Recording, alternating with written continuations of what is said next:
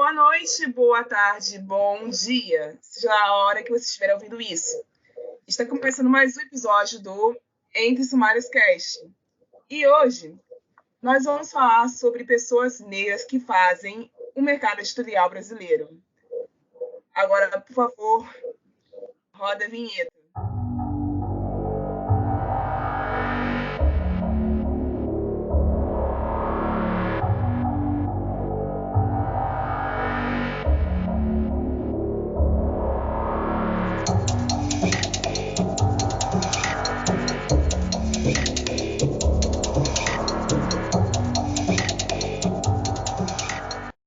Esse vai ser um episódio diferente. A gente costuma trazer aqui um tipo de conteúdo onde vocês às vezes passam raiva, dão risada e ganham algumas recomendações de livro, enquanto aprendem alguma coisa. Hoje eu creio que não vai ter como sair a parte da risada, porque o assunto dá trabalho e é muito sério. Mas com esse time aqui, eu tenho certeza que ele vai ser interessante. E vamos logo ao tema do dia. Vocês já pararam para pensar nos profissionais responsáveis pela produção dos livros que vocês consomem? Já pararam para pensar na quantidade de mãos e mentes envolvidas nos projetos literários que a gente vê no Brasil afora? Pois bem, as pessoas pretas estão lá, em menor número do que deveriam, mas não falta gente competente nesse meio. O que falta é que nós, como eleitores, comecemos a nos importar também com essa representatividade em nossas estantes e referências.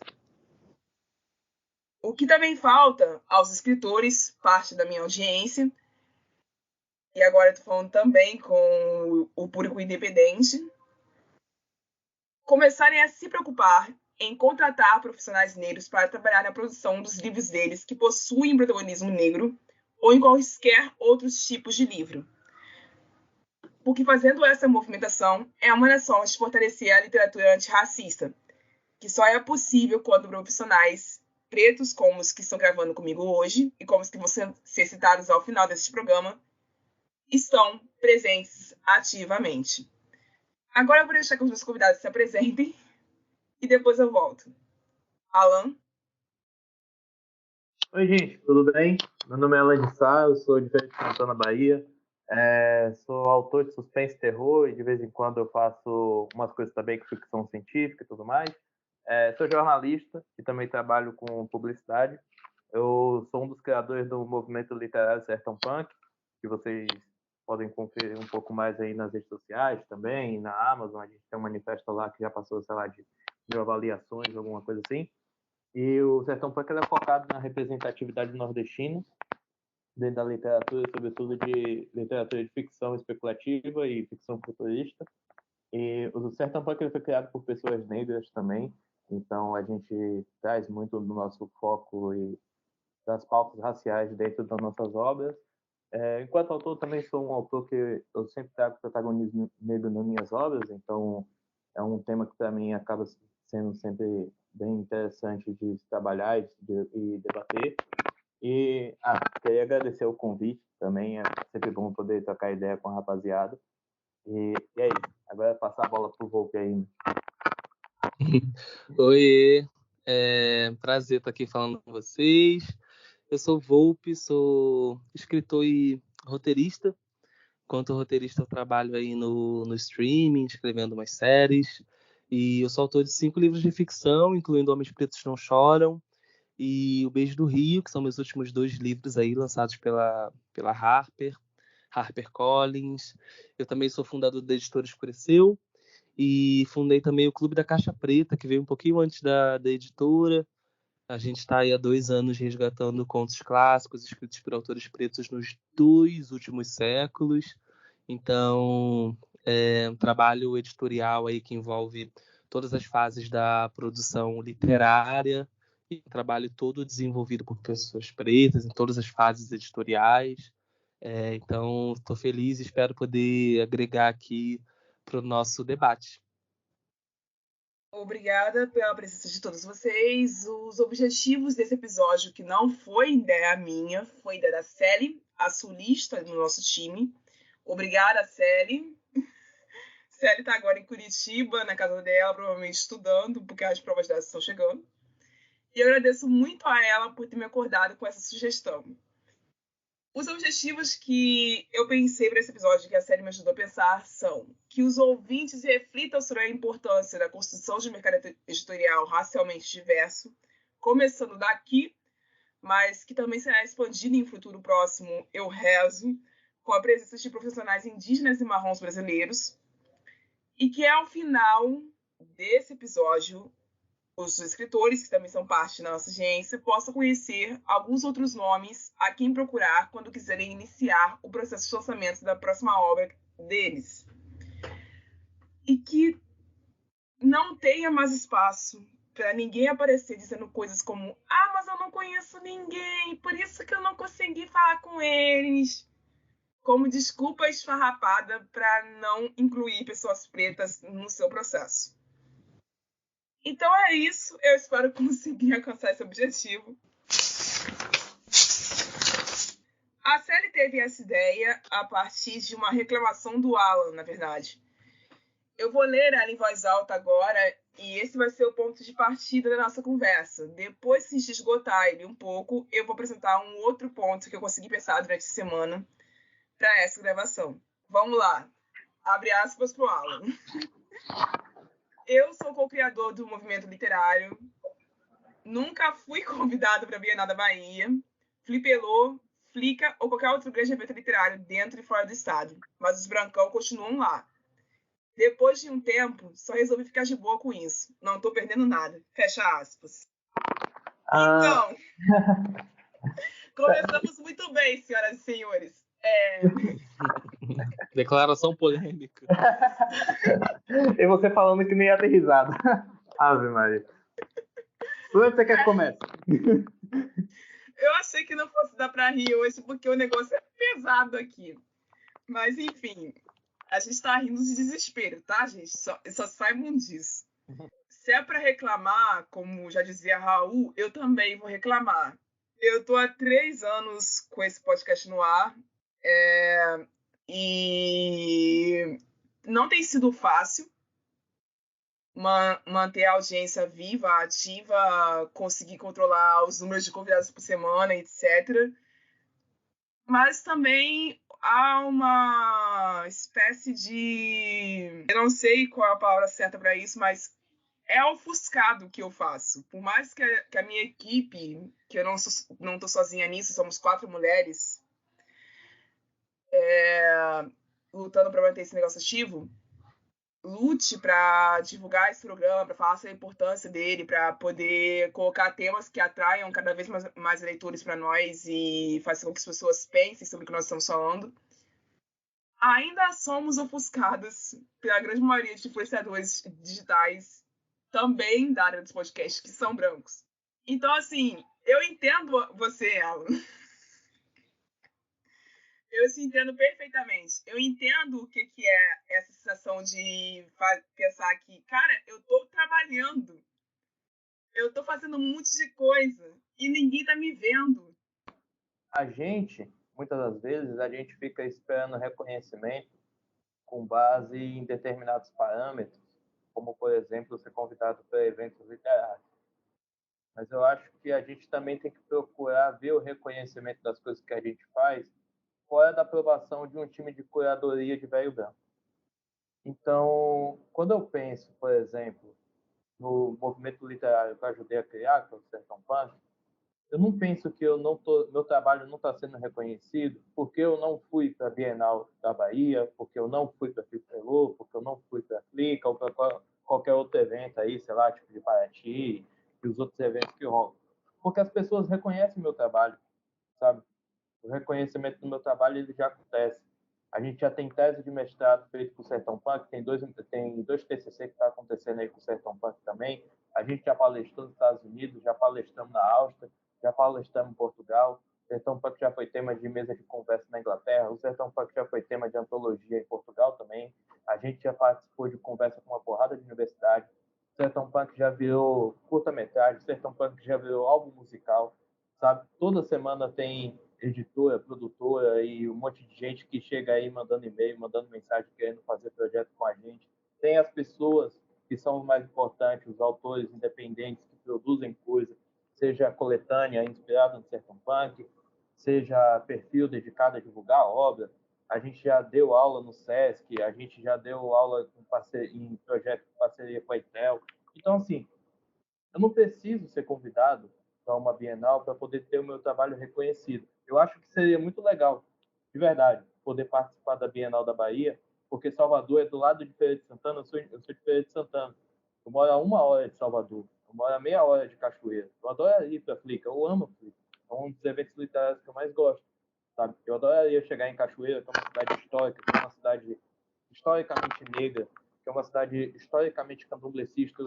Eu sou um preto do candomblé.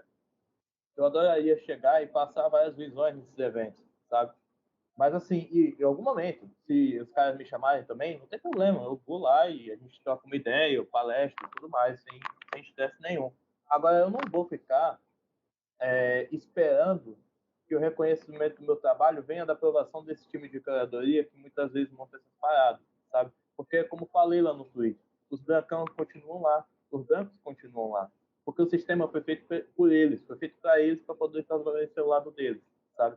Então, eu acho que existe uma estrutura que aí está muito além do nosso trabalho, o trabalho que a gente faz, que é uma estrutura que ela é feita justamente para poder segregar pessoas negras, é uma estrutura que é feita para minimizar trabalhos negros. E quando eu falo dessa questão do reconhecimento, não é nem só com questão de eventos literários. Tipo, eu ajudei a fazer um movimento literário e nem os jornais da minha cidade me chamaram para dar entrevista, sabe? Eu tenho um livro na Amazon que tem mais de 1.100 avaliações. Quantos livros na Amazon tem mais de 1.100 avaliações, gente? Pelo amor de Deus. E as pessoas, tipo, sabe, a estrutura ela é feita para poder minimizar as vozes negras, minimizar os trabalhos negros. Ao mesmo tempo, a gente consegue ver que os trabalhos negros eles são reconhecidos onde eles precisam estar sendo reconhecidos, que são com as pessoas. O Sertão Punk ele foi feito para as pessoas. Ele não foi feito para ver tipo, sabe, agrado de um ou outro velho branco que eu nem sei quem é que está fazendo curadoria para a Bienal da Bahia, sabe? Beleza, se algum dia me chamarem, eu vou, mas eu particularmente não sinto a menor falta, não tô perdendo nada, sabe? Tu não tá errado, mas eu acho que não erro quando eu penso que se tu fosse do Sudeste ia ser diferente, né? Não, você não erra de forma alguma. Se eu fosse do Sudeste ia ser diferente, se eu fosse do Sudeste branco ia ser diferente, se eu fosse do Sudeste branco e rico ia ser diferente. Existem diversas camadas nessa parada, sabe? E é como eu falei, essa estrutura ela é feita justamente para poder desfavorecer vozes negras periféricas, sabe? Vozes negras periféricas, nordestinas, LGBTQIA+, sabe? Quanto mais camadas ali de densidade de problemas sociais a gente tem dentro da construção do eu, mais difícil é de você alcançar certo tipo de espaço. E, de novo, eu acho que os eventos literários eles têm um papel legal com relação a atrair pessoas, atrair o mercado, divulgar nomes, movimentar um cenário, sabe? Tipo, é importante, eu acho importante a existência da Bienal da Bahia, a existência da Flipelô, a existência da Flick, porque tem uma gama de pessoas que sobrevive desse tipo de trabalho. E tem uma gama de escritores que, de fato, também precisam desse tipo de espaço para poder divulgar o seu trabalho. Gente que faz zine, gente que faz, sei lá, cordel, gente que está ali com um trampo editorial independente, que está ali correndo e precisa, às vezes, pagar uma grana para poder alugar uma mesa, para poder fazer uma sessão de autógrafo, gente que, às vezes, corre para poder fazer um lançamento, sabe? Existem uma porrada de pessoas que precisam desse espaço, desse evento. Eu acho que o meu ponto é muito mais com imaginar que reconhecimento ele é a partir da validação por parte da participação desses eventos. Entende o que eu quero dizer? Eu acho que vai muito mais por esse lado. Eu acho que a gente pode sim ser reconhecido sem precisar necessariamente ocupar certos tipos de espaço ou submeter a certo tipo de espaço, sabe? Eu acho que a gente pode ocupar esses espaços sem precisar se submeter a certo tipo de condições. Eu acho que a gente também pode simplesmente não ocupar esses espaços. Eu acho que, no meu caso, por exemplo, a falta de não estar nesses eventos, até hoje, não me fez problema nenhum. E não desmereceu meu trabalho de forma alguma, sabe? Ó, eu sou do Sudeste também, hein, Jaime? E mesmo assim eu tô no Rio de Janeiro, né? Mesmo assim eu não fui Somos dois, convidado. querido. Cara, aí, você tá falando de onde? Baixada. Ah, que legal, morei na Baixada há muitos anos. Cresci em Caxias, morei em Belford Roxo. E aí, ó, esse ano teve. Foi esse ano, sim, né? Bienal de São Paulo. Foi a primeira vez que eu fui convidado, recebi um convite para oficial da Bienal, para estar num evento literário, né? Eu compartilho assim um pouco dessa sensação de que a gente precisa se esforçar muito mais, né? Para conseguir visibilidade. Eu estou aí lançando meu quinto livro, escrevendo profissionalmente há 12 anos, e só agora, esse ano, eu recebi um primeiro convite, né, para estar numa Bienal, numa mesa de lançamento, falando de um livro novo, e daí eu recebi muitos comentários aqui no, quer dizer, pelo Instagram, das pessoas perguntando assim, vim para Bahia, você não vai estar na Bienal da Bahia e do Ceará e tal. E aí, às vezes, usar esse espaço aqui é até importante para dizer que a gente vai se tiver convite. Né? Uma passagem de avião hoje está caríssima, né? Então, na maioria das vezes, as pessoas acham que, não sei, que a editora tem dinheiro para bancar ou que a editora tem o costume de bancar uma viagem para um autor, né? Às vezes banca, às vezes escolhe, sei lá, dois autores. Quando dois autores às vezes é até muito para uma editora, né? Geralmente quem custeia é a própria Bienal, né? Então a gente vai se tiver convite, né? Se não tiver convite, não vai ter como chegar lá. Eu adoraria, cara. Eu acho que eu não fico ressentido de não ir, mas por outro lado, assim, eu acho uma pena porque eu queria me conectar melhor com os leitores dessas regiões, né? Esse ano eu fui para Salvador, assim que eu lancei Homens Pretos Não Choram, mas eu paguei com dinheiro do meu bolso, sabe assim? Foi uma grana de uma viagem que eu consegui, tipo, uma promoção, e aí consegui, conversei com uma livraria, a LDM, e a gente montou um evento lá. Foi o lugar mais legal que eu já tive em eventos de lançamento de livro. A galera levou presente para mim, assim, foi muito legal. Um acolhimento assim que eu não vi em nenhuma outra região. É, e nunca vou esquecer, assim. Então, naquele dia eu vi muito o quão legal que é você atravessar a fronteira e, de fato, se conectar com outros leitores, né, que estão ali valorizando também a sua obra, querendo que você chegue lá pessoalmente para te prestigiar, né? Então, é uma troca muito forte. Eu queria muito que pudesse acontecer sempre que tivesse evento, né? É uma pena que a gente precise se esforçar muito mais para conseguir para ser selecionado, né? O que que fica um pouco dessa pergunta assim reverberando, quanto que número que você precisa ter, quem você precisa ser, qual precisa ser a sua raça, a sua etnia, a sua visão de mundo, para você ser olhado por uma curadoria de um evento e ser selecionado, né? A gente sabe algumas das respostas. Eu acho que esse é uma temática super complexa, assim, quando você senta para uma editora e conversa, porque também tem isso, né?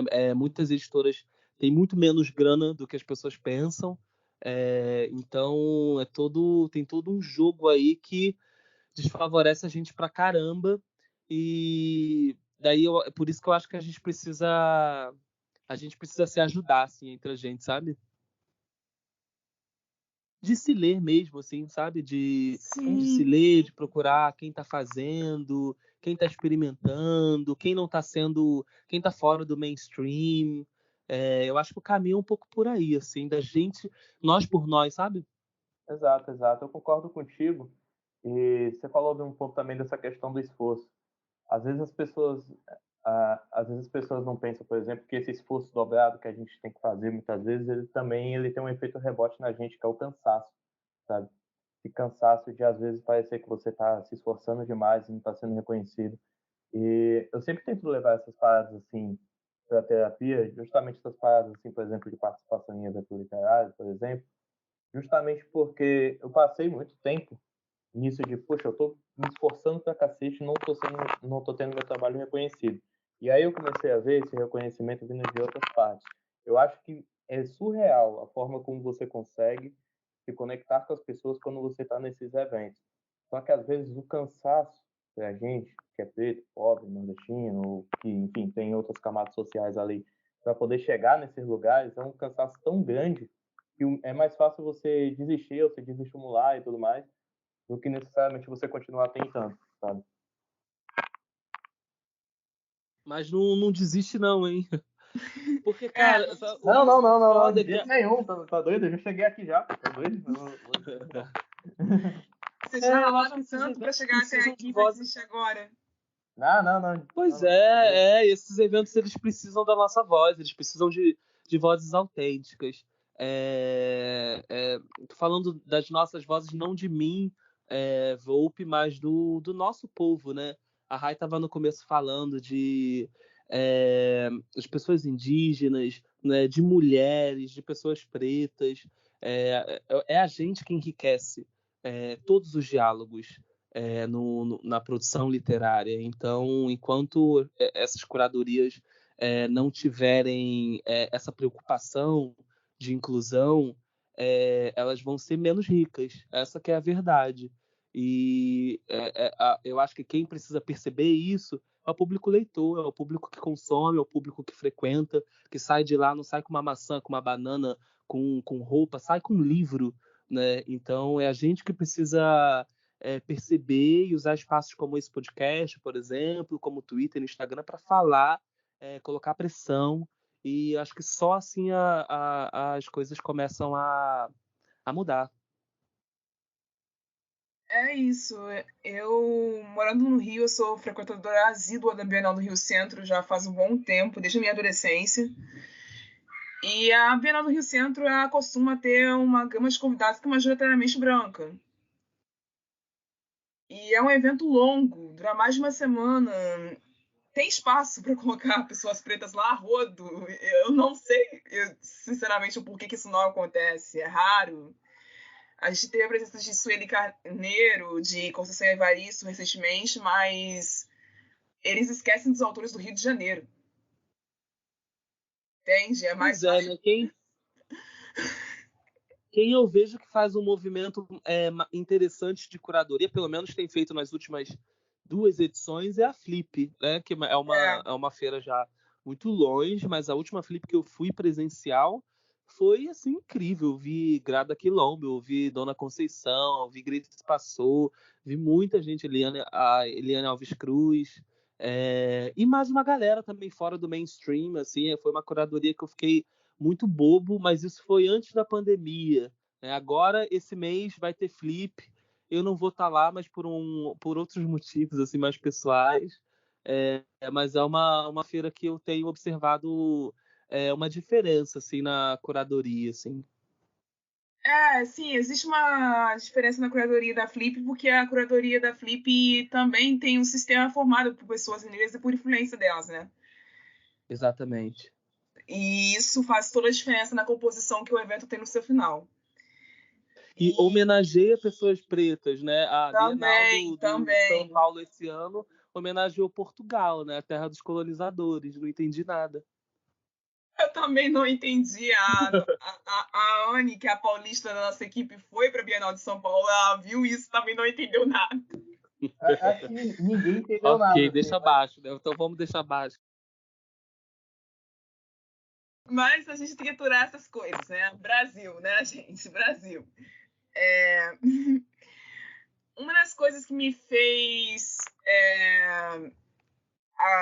pensar sobre esse episódio, uma das primeiras coisas que veio na minha cabeça foi o livro mais recente do meu amigo Caio Lima, que é um escritor negro, que também é carioca, que se chama A Morte do Protagonista, que é um baita de um slasher, não tem outro jeito de descrever esse livro, é sanguinário pra caraca.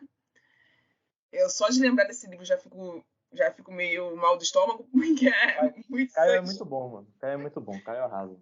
Pois é, o Caio é demais. Eu sou viciada em terror, mas esse livro do Caio me derrubou um pouco. E Ele conta a história de um escritor negro que era preferido do Rio de Janeiro, de Padre Miguel, e trabalha em uma editora com maioria de funcionários brancos que fica na zona sul do Rio de Janeiro. Então, em várias cenas, a gente consegue perceber o personagem principal se deslocando da parte do Rio de Janeiro onde ele nasceu, que é muito pobre, que é cercado de pessoas que se parecem com ele, que possuem crenças, costumes, ritos diferentes, muito distintos da Zona Sul, onde ele trabalha, muito distintos da Zona Sul que ele vê sendo favorecida também no mundo da escrita. E aqui eu estou usando a Zona Sul do Rio como analogia para vocês entenderem que a área nobre do Rio de Janeiro ela quebra paradigmas por ser o que é, porque ela é cercada de favelas. E mesmo assim, existe um certo receio para quem se desloca até lá, das áreas periféricas do Rio de Janeiro, que não são próximas até ali.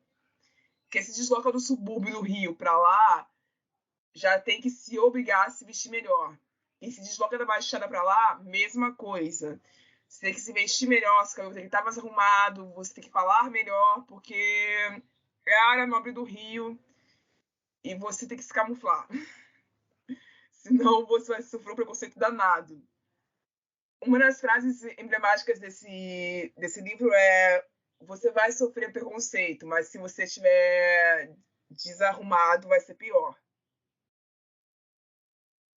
Então, a pergunta saindo desse livro que eu faço para vocês é: já é possível notar a ocupação de pessoas pretas dentro de editoras importantes do Brasil?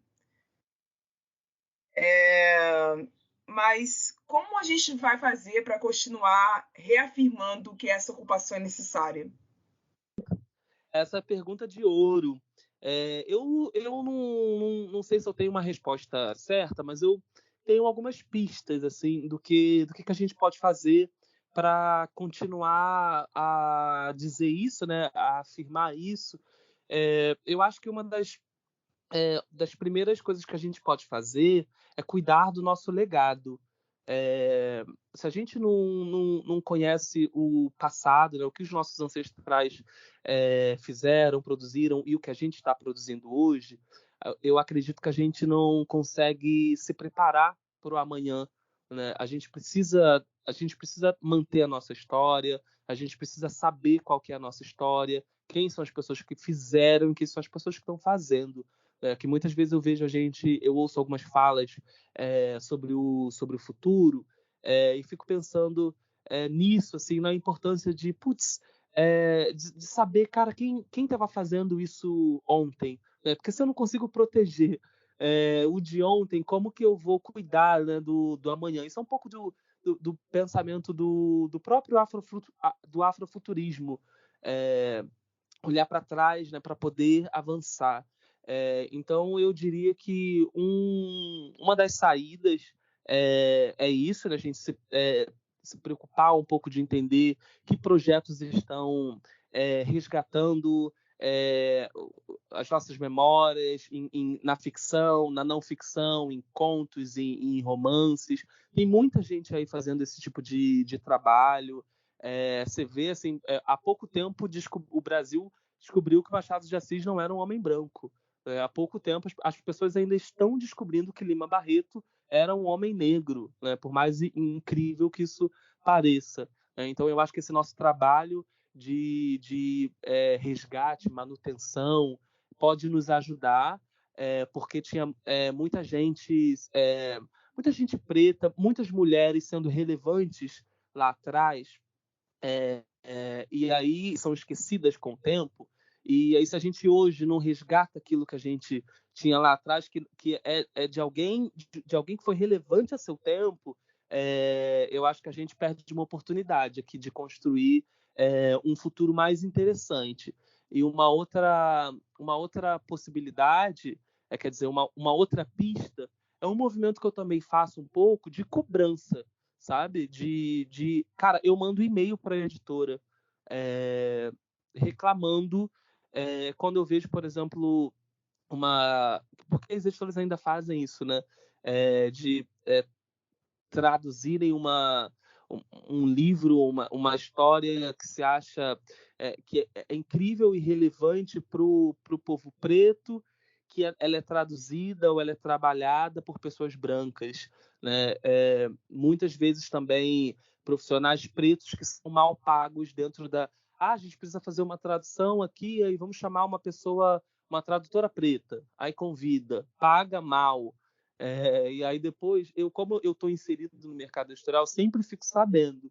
Então eu vou lá e falo com as editoras, né? Talvez nem todo mundo tenha um lugar de inserção nas editoras, mas toda editora precisa de leitor, né? Então as editoras têm e-mail, as editoras têm Instagram, têm Twitter. Então esse movimento de cobrança precisa acontecer, cara, porque se a gente espera que as editoras automaticamente, sabe, assim, ou pela sua boa vontade, pela sua consciência racial, convidem, paguem profissionais pretos para trabalhar, isso não vai acontecer.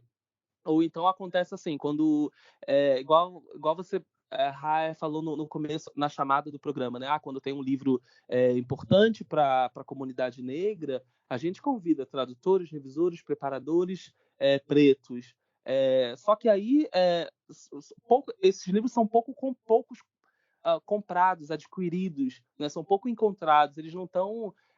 eles são minoria dentro das editoras. E aí esses profissionais eles vão ficar sem trabalhar, eles vão ficar esperando surgir um livro importante para a comunidade negra, para assim conseguir um dinheiro de freela. Não, a gente quer trabalhar em outros livros também. A gente quer ser a gente é profissional, né? A gente consegue trabalhar em qualquer gênero.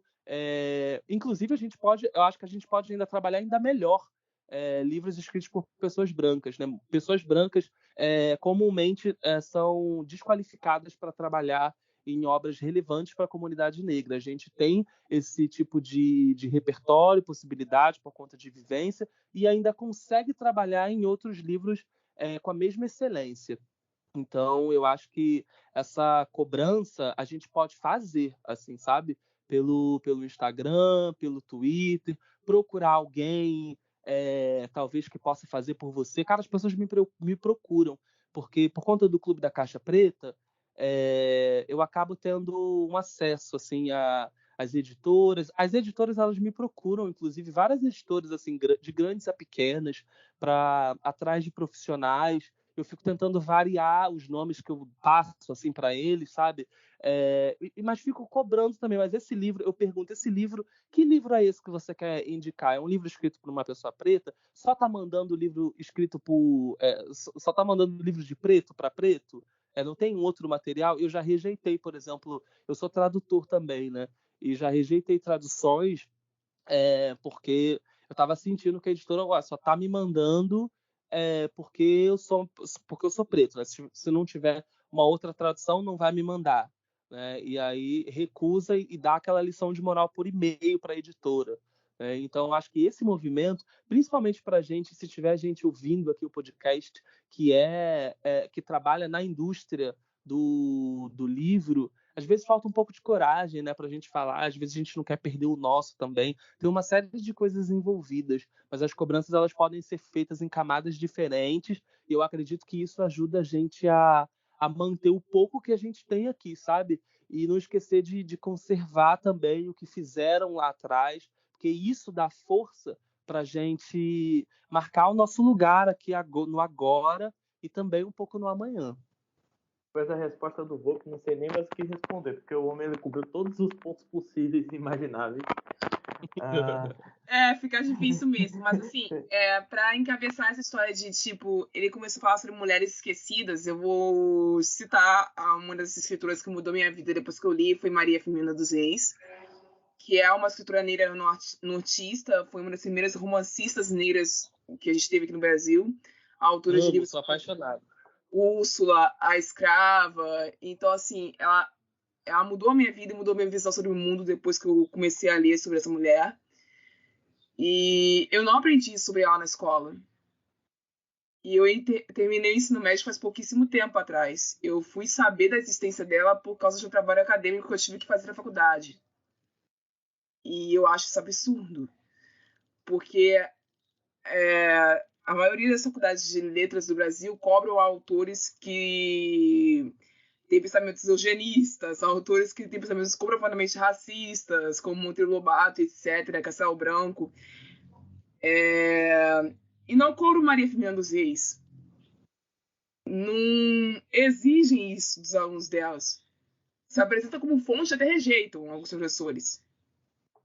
Então, é uma coisa a se lembrar que o mercado editorial precisa de Maria Firmina dos Reis, precisa de escrituras clássicas negras sejam lembradas. A gente não pode mais deixar que escrituras pretas morram para ser reconhecidas depois, póstumamente. A gente não está podendo mais engolir isso, não. Isso eu concordo muito com você. E eu acho que assim, existe um movimento hoje de tentar dar mais espaço para pessoas negras, justamente para que esse reconhecimento e a produção dos trabalhos eles aconteçam também. Porque existe uma pressão social muito maior hoje em dia do que, sei lá, 15, 20 anos atrás, justamente porque a gente tem uma proximidade muito maior com editoras, por exemplo, ou com outros espaços de poder e negociação por conta das redes sociais, por conta da internet. Eu acho que essa pressão ela vem acontecendo e ela vem fortalecendo muito o nosso rolê, a ponto de que a gente consegue produzir, resgatar obras que antigamente não tiveram o mesmo espaço, ou recontar histórias, como, por exemplo, a do Machado de Assis, que sei lá, décadas foi pintado como homem branco, Lima Barreto, e às vezes até quando não é relacionado à escrita, à produção artística, por exemplo, o Nilo Peçanha, que foi o único presidente negro que teve no Brasil e até hoje tem gente que acha que ele é branco, sabe? Eu acho que a gente precisa trazer um resgate, ao mesmo tempo a gente precisa também estar sempre ali como o Volpe faz, puxando, cobrando, sabe? Incentivando e trazendo os nossos profissionais, nossa mão de obra e nossas expertises para dentro das nossas produções. Às vezes você indica um revisor negro, um ilustrador negro, um preparador negro, um designer gráfico negro, você trabalha com essas pessoas, você divulga o trabalho dessas pessoas, sabe? Você solidifica ali todo o mercado. Não necessariamente precisa criar um mercado paralelo, porque aí já é um trabalho extenso e que ia durar décadas para poder fazer, mas o tipo de coisa que vai fazer com que esses trabalhos das pessoas eles vão aparecendo um pouco mais, sabe? Porque aí, hoje, a gente vai fundamentar um caminho para que no futuro essas pessoas elas não sejam esquecidas. Dificilmente essas pessoas vão ser esquecidas muito por conta da produção de dados e da produção de material e de coisas que a gente tem hoje através da internet. Mas a gente fazer com que essas pessoas elas virem referência e virem inspirações e formem outros profissionais e vão elevando a quantidade e o número de profissionais negros dentro do mercado editorial, preparar novos editores, por exemplo, para as grandes editoras, que também são editores negros, que é importante a gente também ter pessoas negras editando livros nas grandes editoras, a gente conseguir solidificar mais o trabalho de pequenas editoras para que elas se tornem médias editoras ou grandes editoras no futuro também e fortaleçam mais esse rolê em grande escala, sabe? É isso. Outra pergunta que eu queria fazer a vocês antes de passar para o próximo bloco é como a gente começa a cobrar dos leitores isso? Porque eu sei que a gente tem essa liberdade de, com as redes sociais agora, de falar para um espaço onde tantos leitores nossos quanto os leitores que ainda serão ou que nunca nos lerão escutem, mas às vezes somos mal interpretados como pessoas que estamos implorando por sermos vistos, implorando por alguma coisa. Então, como que a gente vai exercer essa comunicação com os leitores de que essa representatividade, essa representação precisa existir e nós estamos certos em cobrar por ela e o nosso clamor é justo? Porque eu já cansei de ver escritores sendo condenados por fazer reclamações desse tipo. Cara, eu acho que a gente que trabalha com escrita, a gente vai ter sempre uma dificuldade maior de vender o nosso peixe, de conversar com as pessoas e de se fazer presente nos espaços. E, querendo ou não, quando a gente fala de escritores negros, escritoras, mulheres, sejam mulheres cis, mulheres trans ou pessoas não binárias também, enfim, quando a gente fala de pessoas que estão em grupos marginalizados, as críticas elas vão acontecer de uma forma maior, justamente pelo fato de que existem outras camadas de preconceito que vão incidir em cima dela. Então é óbvio que em algum momento essas pessoas elas vão ser taxadas de estarem explorando espaço, de estarem fazendo, sei lá, drama ou arrumando confusão. A gente com o Sertão Punk a gente passou muito disso quando no início, quando a ideia surgiu, a gente começou a conversar sobre o Sertão Punk nas redes sociais. Teve muita gente, principalmente de outras regiões, assim, que acusaram a gente de, sei lá, estar fazendo remotismo, da gente estar arrumando confusão, procurando cabelo em ovo, enfim. E uma coisa que a gente usou na época foi, tipo, velho, vamos apresentar para as pessoas a nossa ideia, vamos apresentar o potencial da nossa ideia, vamos tentar fazer com que essa ideia ela seja disseminada. E a gente conseguiu fazer isso e depois de, sei lá, 3 anos a gente teve uma série de resultados que foram muito melhores e maiores até do que a gente imaginava. Eu acho que a gente tem uma facilidade maior hoje em dia de falar com os leitores, ao mesmo tempo que divulgar os trabalhos e tentar se fazer relevante para poder aparecer nos espaços é um trabalho cansativo. E que às vezes você precisa investir grana e que nem todo mundo tem grana, porque, por exemplo, o Volpe ele é um cara que faz parte de uma editora grande, ainda que nem todas as editoras grandes, por exemplo, elas têm o poder de ficar investindo e divulgando tanto alguns trabalhos, mas ele tem um suporte, por exemplo, que um autor independente não tem. E o autor independente que não tem, ele também quer ser tão visto quanto o Volpe, por exemplo. Então ele precisa se esforçar mais, correr mais e esse trabalho às vezes ele custa uma grana, às vezes é um trabalho que é um pouco mais cansativo. E há uma possibilidade, e essa possibilidade ela vai ser real para muita gente, de que essas pessoas elas estejam sendo acusadas de fazer algo que elas não estão, que é, sei lá, de procurar confusão ou de fazer drama, sabe? E não, elas só querem divulgar o trabalho delas, sabe? Eu acho que o principal ponto e a principal ferramenta que a gente pode usar é a união dessas pessoas em prol da divulgação dos trabalhos. Por exemplo, Instagrams como Sem Spoiler, Instagrams ou redes sociais, por exemplo, como Sem Spoiler, o Divulga Nacional, Cadeia LGBT, que já fazem muito esse trabalho de divulgar, por exemplo, no Twitter, trabalhos nacionais, a própria reunião de autores para poder participar de mesas, debates, participar de, às vezes, de antologias, coletâneas, sabe, o fortalecimento do mercado dependente, o fortalecimento das redes independentes de comunicação também, para a gente poder divulgar essas coisas. Às vezes tem muitas pessoas que conseguem fazer divulgação através de newsletter, através de grupos de Telegram, sabe? Eu acho que são pelo menos as ferramentas de início, assim, que a gente consegue usar a nosso favor para poder fazer um fortalecimento maior das nossas comunicações e da gente vender o nosso peixe, sabe? Eu acho perfeitamente colocado. Eu também queria reforçar que apesar da gente lutar contra algumas coisas na rede social, como o, o algoritmo racista, por exemplo, né, todas as dificuldades que um criador negro enfrenta nas redes sociais, ainda assim, as redes sociais é um bom lugar para fazer pressão. Tem um exemplo muito bom, que é o exemplo da. Não sei se vocês já ouviram falar na Daiane, o arroba dela é Dai, ou Day, com Y, escreve no Instagram. Sim, Ela, sim, ela é maravilhosa. sim, pô, ela tem feito uns movimentos assim muito legais. Eu não sei se foi ano passado ou no começo desse ano, mas ela fez recentemente assim uma pesquisa, por exemplo, com todas as agências literárias no país, entendendo quantas pessoas não brancas ou negras existiam em cada agência, e revelou esses números, esses dados.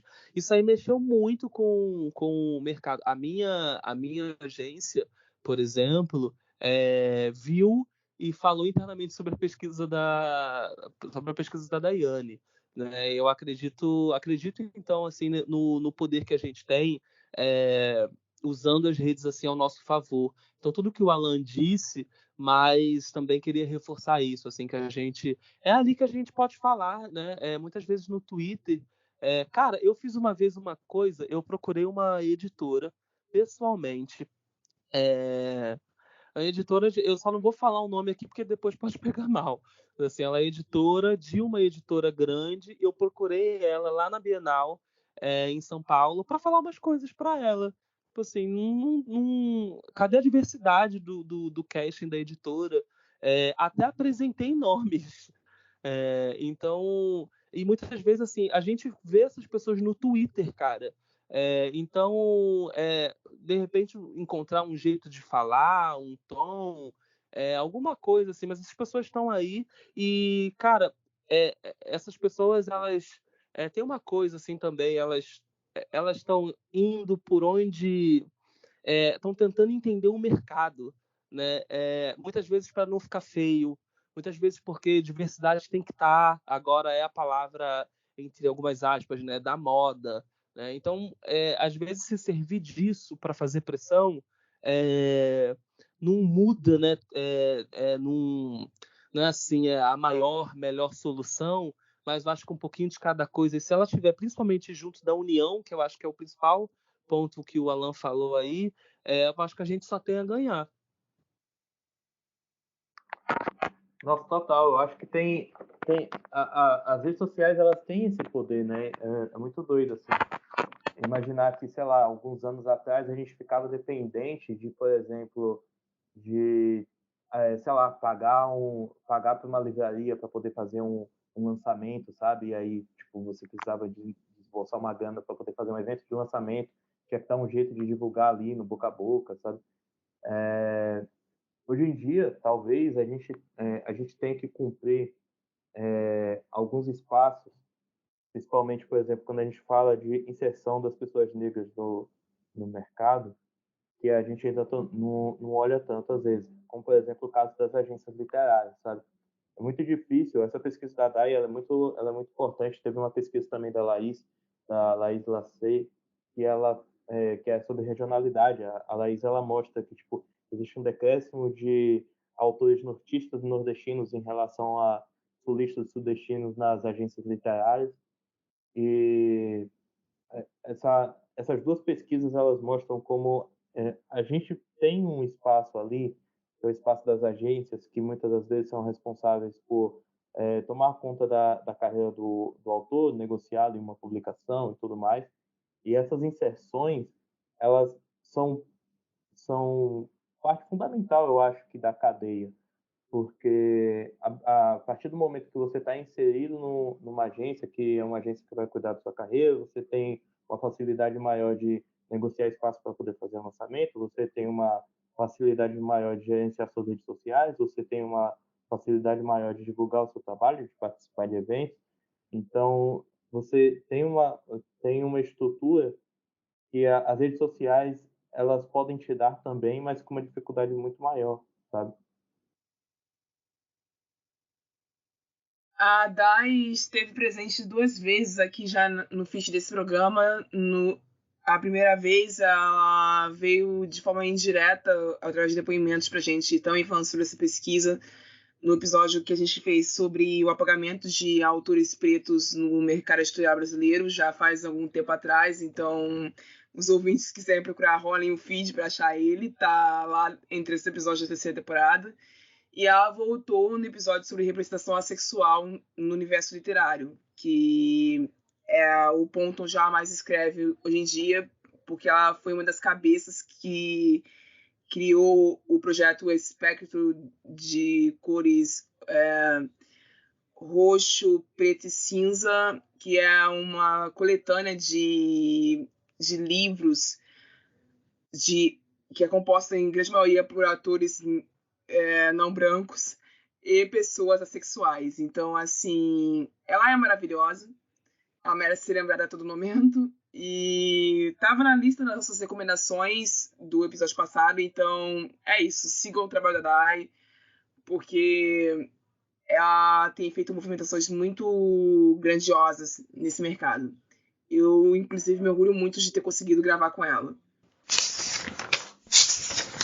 Aqui é o bloco das recomendações. O que a gente vai fazer nesse bloco aqui? A gente passou o episódio inteiro falando do quanto é necessário que os nomes de profissionais negros estejam dentro da produção dos livros, não importa de quais livros sejam.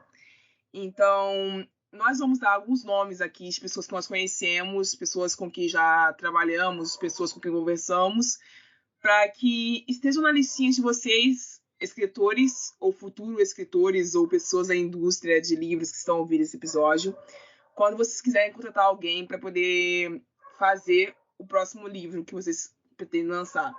Então, a minha lista começa com a Dayara Martins, que é redatora e revisora do Paraná. Ela já escreveu alguns livros para o Dark Blog, que é o blog da Dark Side Books. Eu li todos esses textos e eu sou apaixonada pelo que ela escreve. Ela escreve muito bem. E eu imagino que ela deve dar um show como revisora também, por conta dessa referência que eu tenho dela. Então, assim, as redes sociais da Dayara e os links para vocês encontrarem ela vão estar lá na nossa lista de recomendações oficiais do programa quando esse episódio sair. Outra pessoa que eu tenho obrigação de recomendar, já falei anteriormente, a Daiane, porque ela também exerce um trabalho como revisora e leitora sensível de obras com pessoas negras e pessoas assexuais. Então, assim, se vocês um dia precisarem de leitura sensível para personagens assexuais, sejam aí protagonistas das suas histórias ou não, a Dai provavelmente vai fazer um trabalho de excelência em cima desse assunto. Outra pessoa que eu preciso recomendar também é a Mari Dionísio. Mari Dionísio, ela é também leitora sensível de personagens racializados, personagens negros. Ela também faz leitura sensível sobre o feminismo negro e como ele é tratado em algumas histórias. Ela esteve conosco na nossa gravação passada, no episódio que foi lançado sábado passado, sobre romances com pessoas negras incluídas. Deixa eu pensar em mais alguém. A Iana Silva, que é revisora também, que faz parte desse grande mutirão de pessoas com quem esse podcast se relaciona. Ela também é escritora, ela esteve presente em vários dos nossos episódios, tanto sobre a teologia negra, tanto e alguns outros. Então, assim, por favor, procurem essas mulheres que eu acabei de indicar agora. Entre os nomes masculinos que eu posso indicar para não dizer que eu fui injusta, a gente tem o Wilson Júnior. O Wilson Júnior é assessor de escrita, ele é historiador, ele é youtuber também, e ele é editor da editora Escambau. E é um homem negro que precisa ser mais ouvido e mais recomendado também. Ele era para estar nesse episódio aqui hoje, não deu para ele vir por causa da Bienal de Fortaleza, porque ele está lá, sendo responsável pelo stand e a organização dos autores independentes que lá estão. Então, leiam o Wilson Júnior, sigam ele nas redes sociais dele também, ele vai estar sendo recomendado com todos os links para vocês acessarem aí na nossa lista oficial quando ela sair juntamente com esse episódio. O Thiago S. Costa, que é um escritor paraense, que é criador do Toró Aleatório e é co-criador da Potocando, que é uma revista literária, e também é o co-editor na Escambau Editora. Então, esses são os nomes que eu lembrei para recomendar agora. Mais nomes estarão na nossa lista oficial quando ela sair junto com esse episódio. E agora eu vou passar a palavra para os convidados para eles recomendarem os nomes que eles se lembrarem. Alan? Oi, eu tava montando uma listinha mental aqui de pessoas que eu queria recomendar. A primeira pessoa eu acho que é a Valqueira Vlad. Ela é, além de escritora, ela também trabalha no Catarse. e ela ajuda muitas pessoas com relação ao financiamento coletivo. Ela sempre dá consultorias e apoio para escritores que estão ali querendo investir no Catarse e fazer campanha de financiamento coletivo no Catarse. Ela tem um conhecimento muito grande disso. Ela, inclusive, palestrou na Bienal de São Paulo esse ano sobre isso. Então, acho que quando o assunto é financiamento coletivo no Catarse, se você é um escritor, ou, sei lá, quadrinista, ou qualquer outra pessoa que quer investir nessa plataforma, vale muito a pena trocar uma ideia com a Val. Queria indicar também um parceirão meu, que é de Feira de Santana, um homem negro também, que é o Robson Marques. Ele é pintor e é ilustrador. Ele é um cara que tem um trabalho super delicado e, ao mesmo tempo, super verdadeiro, super representativo sobre pessoas negras, pessoas periféricas. E é um cara que tem uma estética incrível, assim, mano. É um cara que eu já até conversei com ele, vai fazer parte de alguns projetos meus aí que vão sair ano que vem.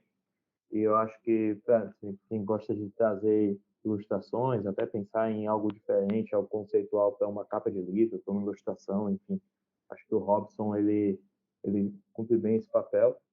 E uma outra indicação que também vai um pouco para esse lado é a da Thaís Geburt, que é uma grande amiga minha também, uma mulher preta maranhense, e ela também é pintora, ela também é ilustradora, ela já trabalhou comigo com uma ilustração para um livro que eu publiquei pela Corvos, o Lago Aruá, e ela tem um trabalho muito impactante com relação a artes visuais. Ela também trabalha muito com a questão do mercado editorial. Eu acho que é uma indicação que eu posso dar com relação a isso, essa parte visual, que é uma parte que eu adoro também. Eu acho que é muito importante dentro desse processo de projeto gráfico.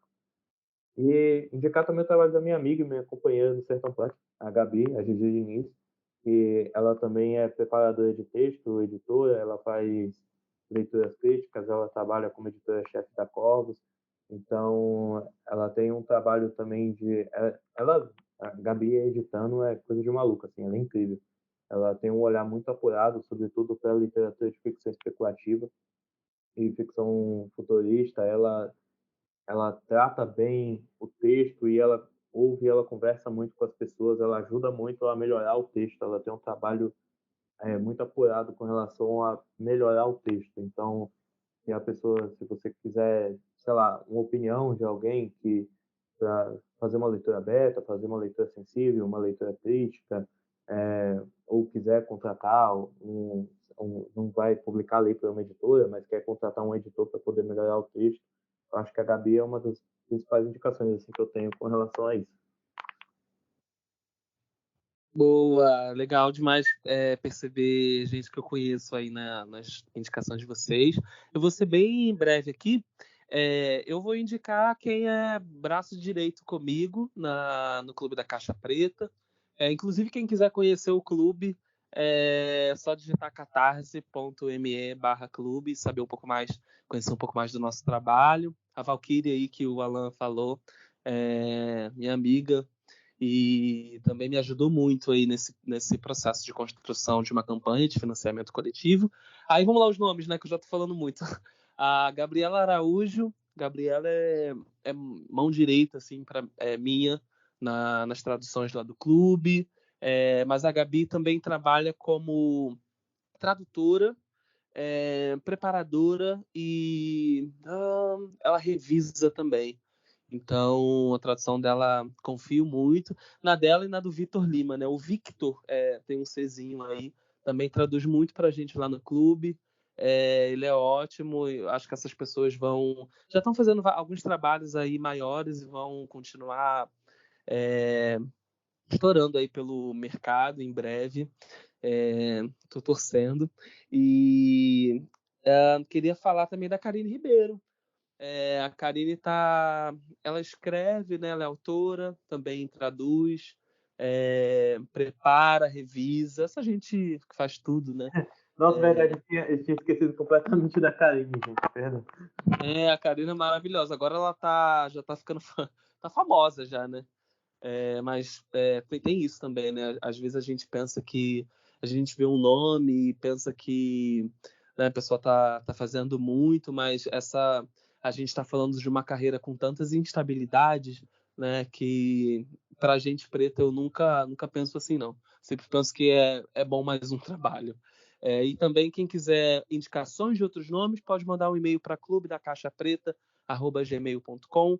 A gente tem uma planilha aberta para o público que participa do clube. Às vezes a gente abre essa planilha aí no Twitter também, para quem quiser se cadastrar e deixa seu nome, o que faz. Tem vários ilustradores, vários revisores, tudo que é tipo de profissional. E a gente vai encontrando aí ao longo do caminho. Também quando aparece alguma editora, para mim, alguma coisa assim, procurando, eu vejo lá nessa planilha. Então, se alguma editora tiver interesse, ou também algum escritor que queira um leitor beta, contratar leitura crítica, é só mandar um e-mail para a gente, clubedacaixapreta@gmail.com, e falar comigo por lá. É isso, pessoal. Eu espero que todos vocês tenham gostado do que ouviram até aqui. Eu vejo vocês na próxima semana. Obrigada pela audiência. Até lá e tchau. Você ouviu um programa participante da rede Podcast é Delas, uma iniciativa que fornece toda a infraestrutura necessária para mulheres hospedarem e publicarem os seus podcasts. Para fazer parte, entre em contato conosco através do site opodcastadelas.com.br ou através das nossas redes sociais, como @opodcastadelas.